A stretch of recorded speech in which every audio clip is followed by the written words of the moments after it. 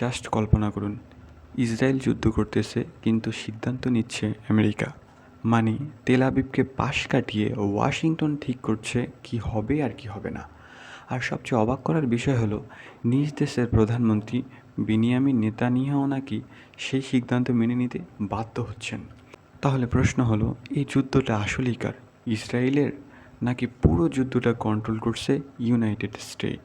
আজকের ভিডিওতে সহজভাবে সেই বিষয়টাই বোঝার চেষ্টা করব।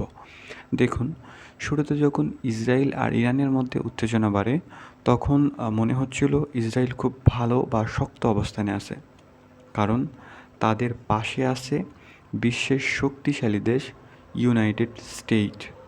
কিন্তু সময় যেতে না যেতেই চিত্রটা উল্টে যায়। এখন বিশ্লেষকরা বলছেন, ইসরায়েলের আসলে নিজের সিদ্ধান্ত না, বরং আমেরিকার সিদ্ধান্তেই চলতে বাধ্য হচ্ছেন।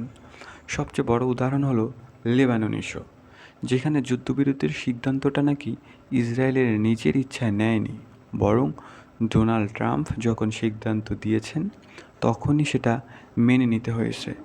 এখানে একটা বিষয় খুব ক্লিয়ার, যুদ্ধ যত দীর্ঘ হবে তত খরচ বাড়বে, সামরিক খরচ, অর্থনৈতিক চাপ, আর সবচেয়ে বড় কথা হলো মানুষের ক্ষয়ক্ষতি।